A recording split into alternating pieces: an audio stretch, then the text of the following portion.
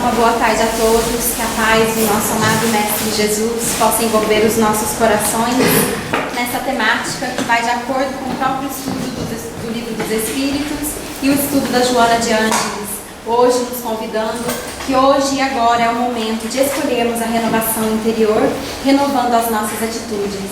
O estudo de hoje é baseado na obra de Hamed, psicografia de Francisco do Espírito Santo Neto, que nos traz uma visão que nós possamos praticar, prática no dia a dia do Evangelho do Cristo. Então, quem teve a oportunidade de estudar essa obra e continua a estudar, vai saber que ela vai seguir diretrizes do Evangelho que nos auxiliam numa vivência prática e consciente, como fazer a renovação das nossas atitudes no dia a dia. Nós vamos buscar alguns conceitos do que vem a ser atitude, para que a gente adentre a obra de Hamed com um pouco mais de clareza do ensinamento que ele vem nos trazer. Na obra A Obsessão de Allan Kardec, ele nos diz que a atitude é uma maneira organizada e coerente de pensar, sentir e reagir em relação a grupos, questões, outros seres humanos ou, mais especificamente, a acontecimentos ocorridos em nosso meio circundante. Então, a atitude será a maneira íntima, interior, com a qual nós lidamos com a realidade externa, seja na vida de relação, seja nos nossos lares, ambientes de trabalho, em qualquer lugar nós estaremos compondo, formando, manifestando a nossa atitude interior. Nós fazemos um estudo, então, para saber o que faz parte das atitudes, que componentes existem nas atitudes, para que eu possa melhor compreender. Existe o componente cognitivo, que é formado de pensamentos e crenças.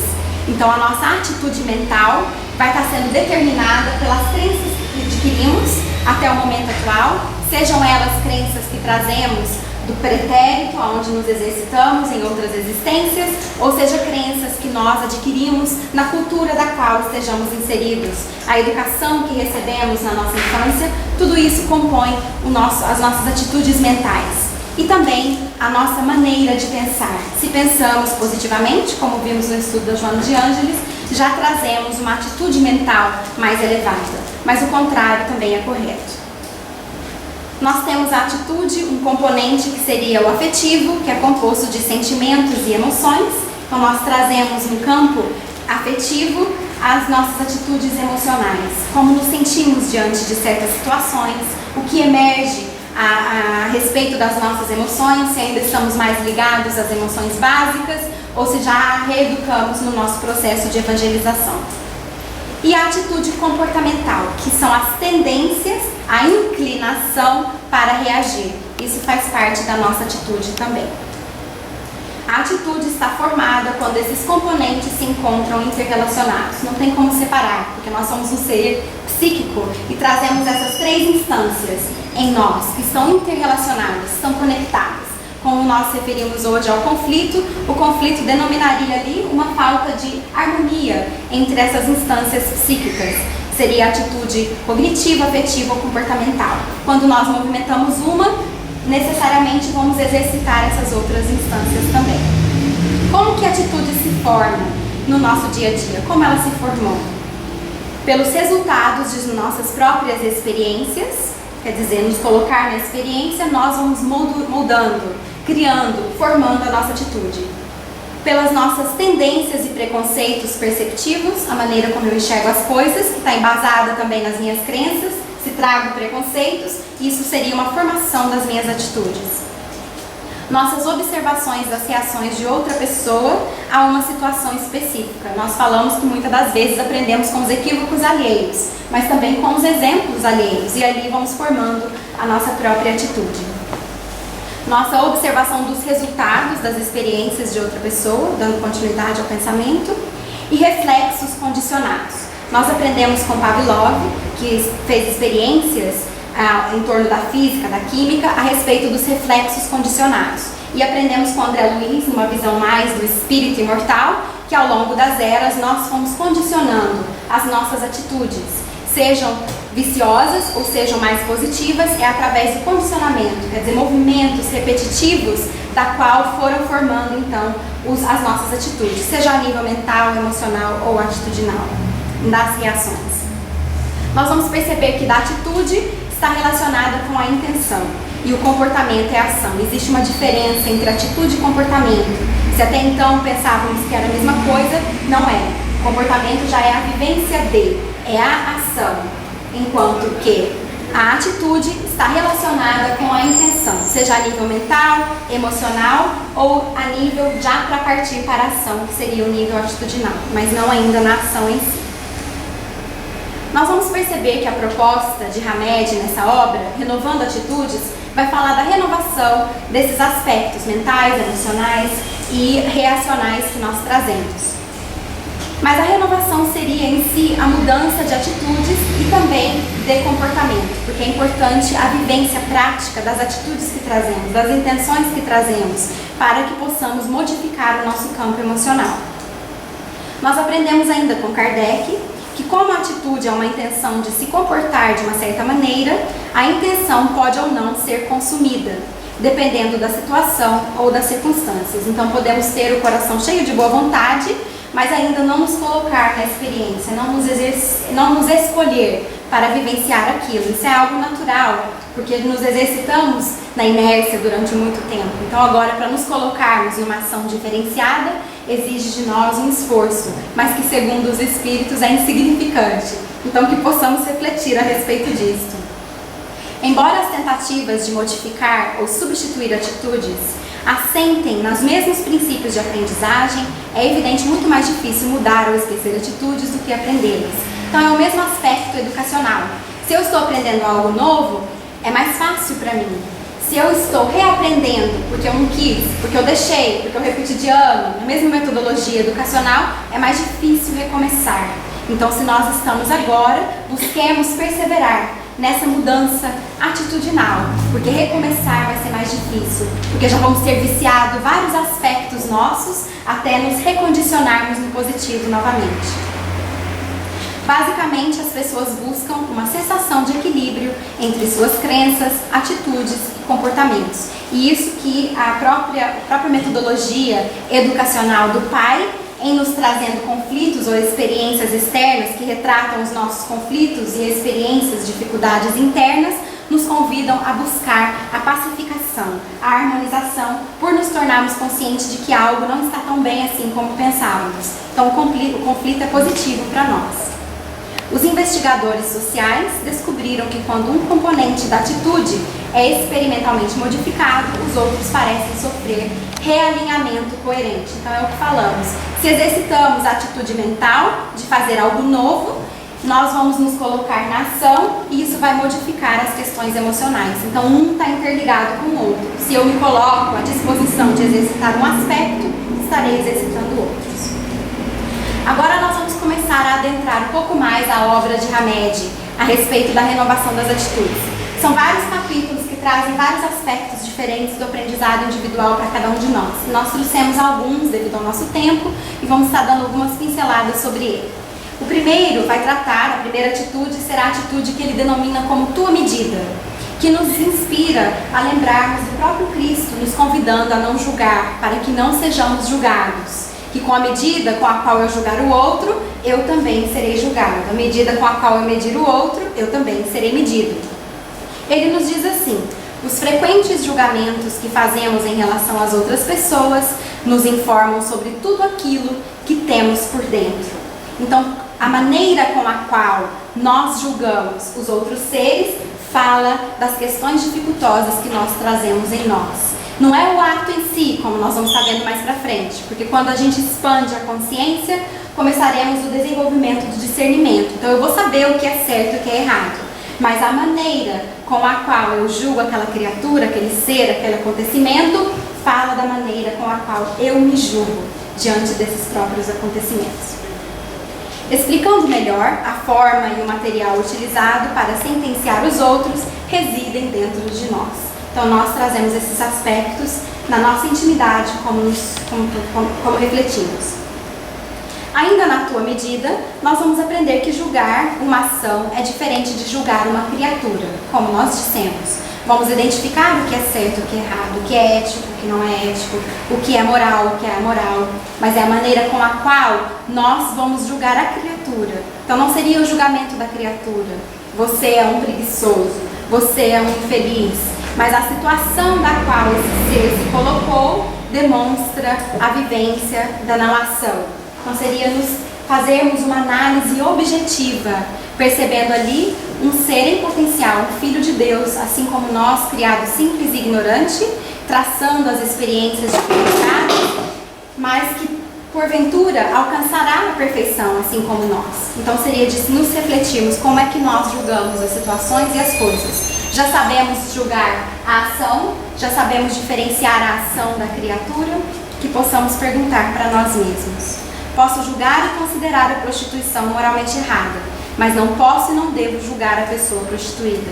Para ilustrar, ao usarmos a empatia, colocando-nos no lugar do outro, sentindo e pensando com ele, em vez de pensar a respeito dele, teremos o comportamento ideal diante dos atos das pessoas. É o que o Espiritismo nos auxilia na vivência da proposta colaborativa, aprendendo uns com os outros e não apontando os dedos no comportamento externo. O que nós podemos fazer para contribuir? Como que nós aprendemos com essas situações? Nos inserir, sermos células saudáveis na formação e na constituição de um plano mais feliz, de um planeta mais feliz, mas que comece em nós, na nossa, como nós medimos as situações externas. Uma outra atitude que somos convidados a pensar sobre é a nossa relação com a verdade.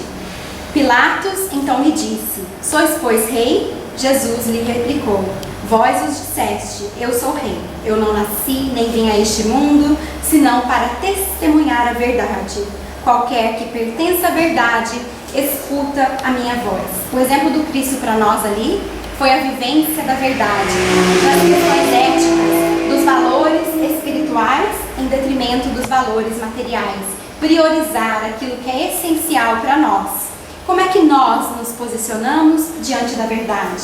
Escolhemos as posições, como Pilatos? Escolhemos ser bem vistos e quistos pelo mundo externo? Ou já sabemos ser fiéis à verdade que está contida na nossa consciência através das leis de Deus?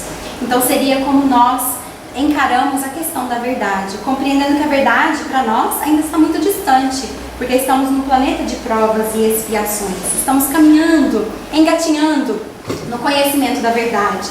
Mas o certo é que, quanto mais voltamos a referência para o nosso mundo íntimo, quanto mais nos exercitamos na vivência do que é correto, ético, moral, mais nós alcançaremos a verdade eterna e suprema através dos exemplos que o Cristo nos deixou.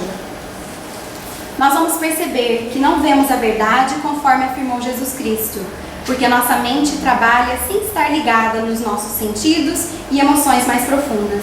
Então eu acho que a verdade é aquilo que eu vejo no externo e que eu aponto nas pessoas. Eu sei dizer o que é melhor para o outro, eu sei escolher o que o outro deve fazer, porque eu sei a verdade mais coerentemente. Mas eu estou distante das minhas emoções e eu estou distante dos meus sentidos profundos. E não percebo que aquilo que eu aponto no outro são as imperfeições que eu trago dentro de mim. Estou inconsciente daquilo que eu condeno e julgo nos outros seres, são as dificuldades íntimas que eu trago. Por isso que a verdade é uma proposta de interiorização, conforme eu percebo as minhas deficiências íntimas, as minhas limitações, com amorosidade, me acolhendo, mas na proposta de superá-las. Mais nítido eu vou perceber a verdade e vou também perceber que às vezes crenças que eu trazia eram errôneas. Crenças que eu trazia, pensamentos que eu cultivo, são contrários à vivência do Cristo, à vivência do Evangelho de amor.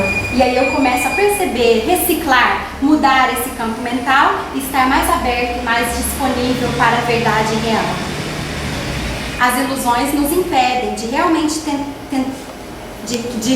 tentarmos termos olhos de ver. E por não buscando a verdade, projetamos nos outros o que não podemos aceitar como nosso. A Joana de Ângeles toca nesse aspecto de quando nós começamos o processo de autoconhecimento e autodescobrimento e vamos percebendo arquivos que nós trazemos, que não somos tão bons quanto pensávamos, que trazemos às vezes referências muito negativas, muito detrimentes, é possível com que nós queremos fugir desse quadro, ignorar, fechar as portas, reprimir.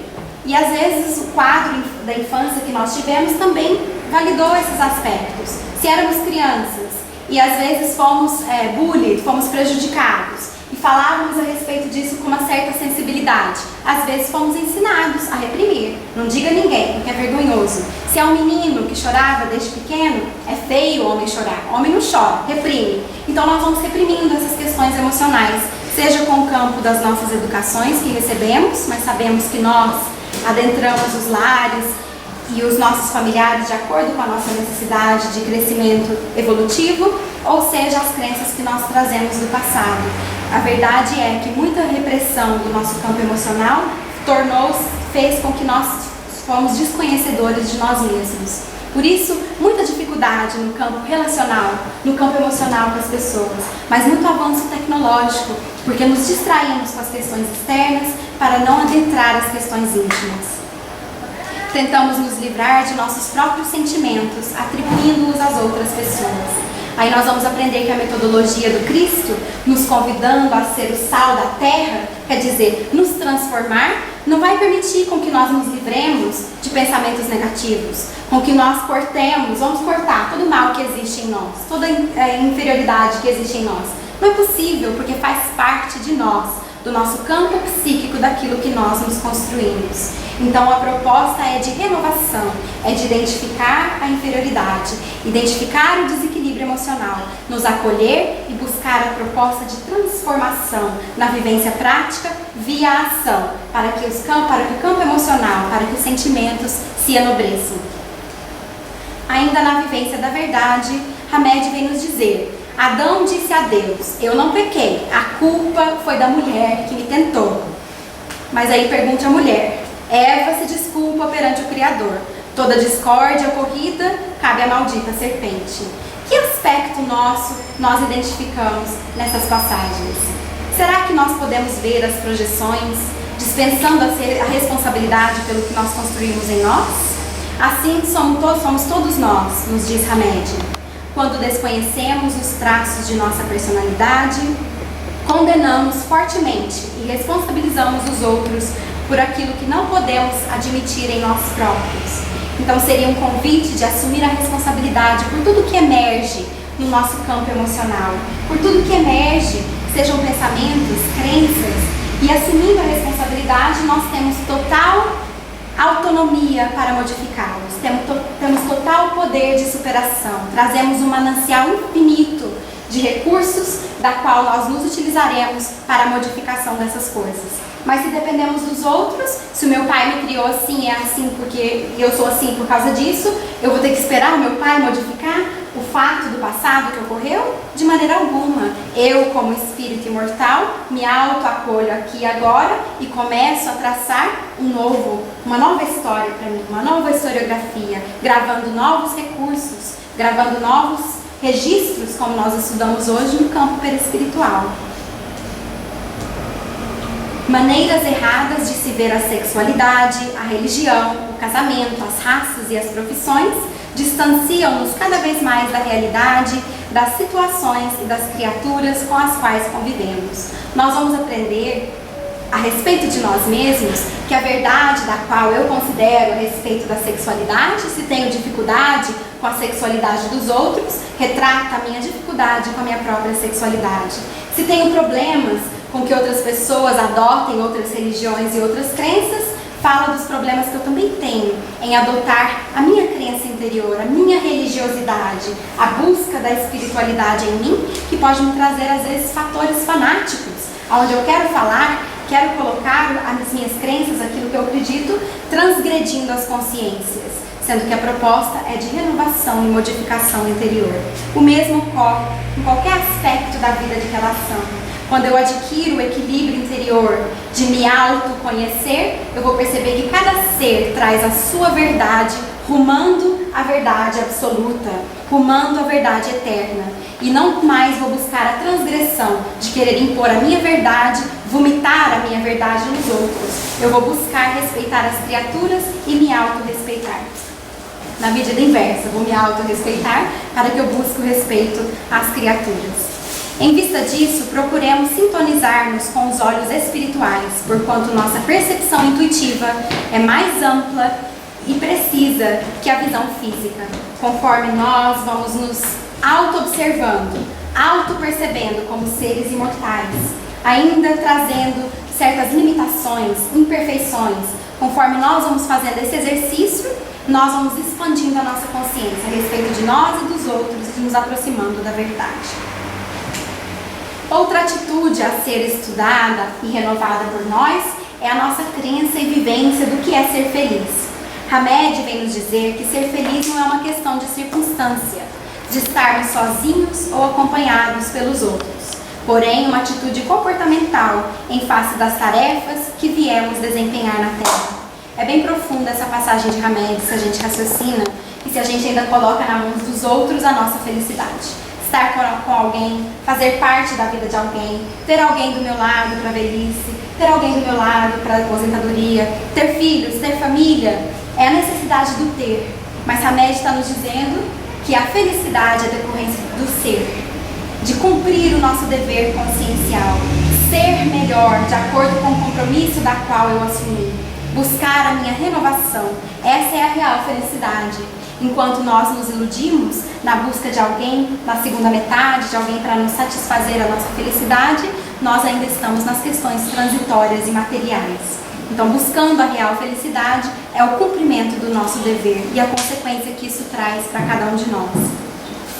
Ainda na atitude de ser feliz, nós vamos aprender que a nossa felicidade baseia-se numa adaptação satisfatória à nossa vida social, familiar, psíquica e espiritual, bem como numa capacidade de ajustamento às diversas situações vivenciais.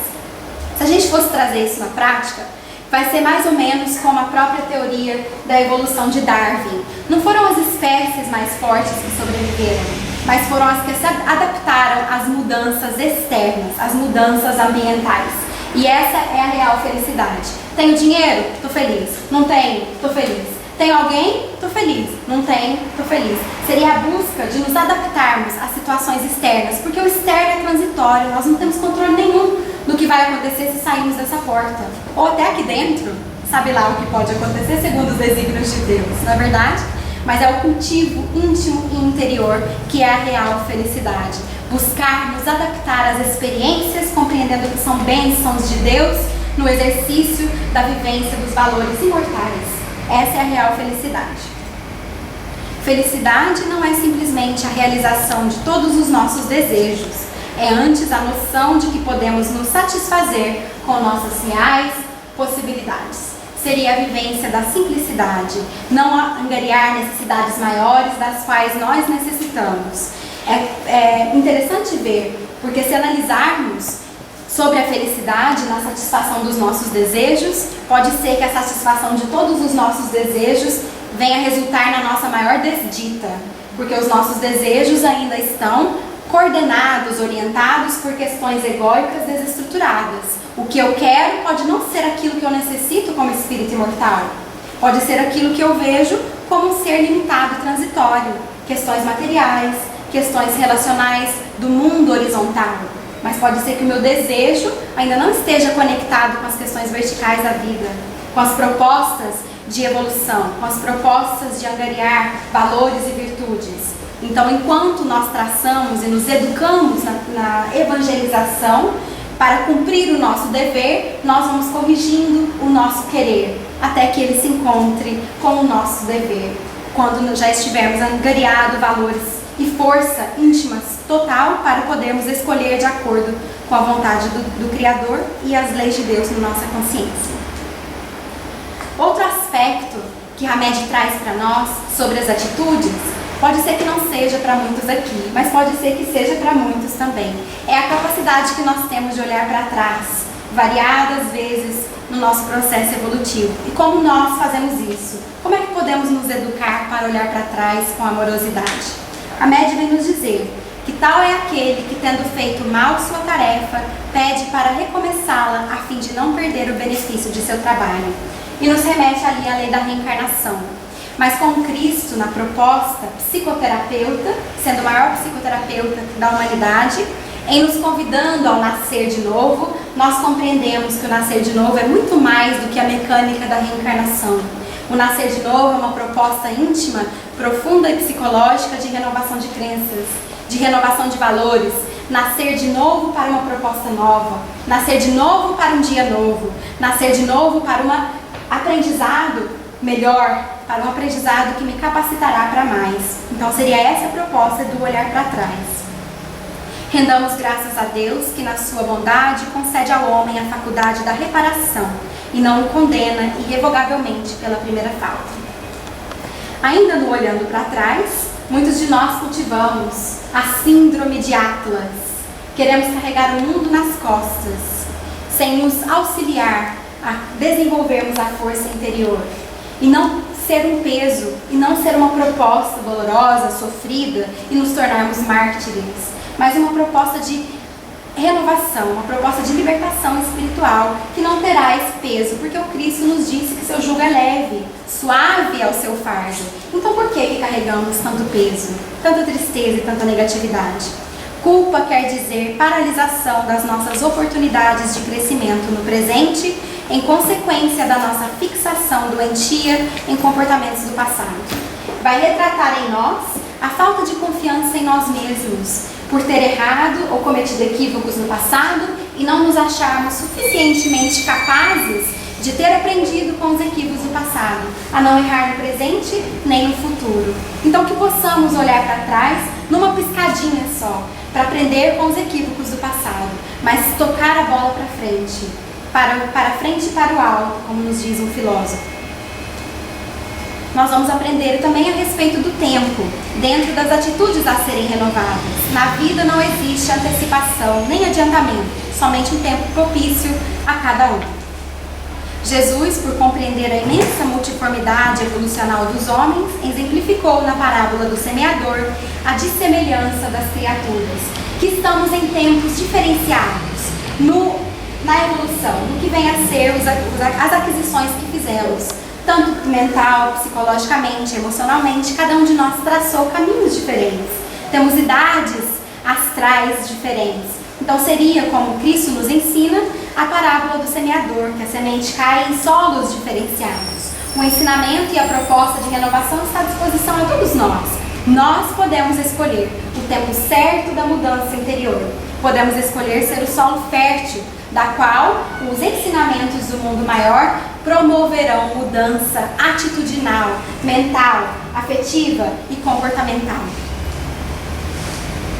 Vamos aprender que os indivíduos que não pensam por si mesmos acabam caindo no domínio das normas e regras, sem poder erguer em demasia sua mente restrita pelas ideias vigentes. É um convite a aprendermos a pensar por nós mesmos. O Espiritismo promove o desenvolvimento do ser imortal, sem restrições, sem regras, somente nos indica as consequências de nossas ações, mas deixa aberto e livre a cada um de nós a escolha da semeadura que quisermos. E a última proposta que nós pegamos, a obra, seria a atitude da busca do melhor. O que vem a ser isso para mim? O que eu entendo por melhor? Busca do melhor. A média vem nos dizer que Sócrates afirmava que ninguém que saiba ou acredite que haja coisas melhores do que as faz, ou que estão a seu alcance, continua a fazê-las quando conhece a possibilidade de outras melhores. Mas aí a gente entra em conflito íntimo. Porque se eu já sei que existem possibilidades melhores, por que é que muitas das vezes eu ainda me comprazo em roer o osso? Por que muitas das vezes eu ainda me comprazo na negatividade, sabendo do manancial de potencialidades que eu trago no mundo íntimo? Será que Sócrates se equivocou quando foi dizer essa passagem para nós? Vamos refletir. Instrução é conhecer com o intelecto. E, portanto, não é a mesma coisa que saber com todo o nosso ser. Quando nós aprendemos algo no campo intelectivo, nas atitudes mentais, não significa que aprendemos na nossa questão emocional e que já vivenciamos esse conhecimento. Então, o esforço na vivência daquilo que nós adquirimos, conforme nós nos colocamos na experiência, e ela gera sucesso, ela gera felicidade, ela gera harmonia, autoestima, nós não vamos retrogredir, nós vamos buscar sempre progredir, sempre o que é melhor. Então é nesse sentido que Sócrates nos traz essa passagem. Assim, analisando apenas o que sentimos em profundidade, ou experimentamos vivenciando, e isso é importante, porque pode ser que não vamos sentir imediatamente, e no nosso processo evolutivo pode ser que não vamos nem sentir nessa encarnação. Pode ser que sejam várias encarnações, até que sentimos essa crença nova. Mas o experimentar, vivenciando, a busca de nos colocarmos na experiência vai fazer com que nós vamos modificando esses aspectos atitudinais. É o que é considerado o nosso melhor. Então a busca do melhor é nos colocarmos na experiência como aprendizes da vida.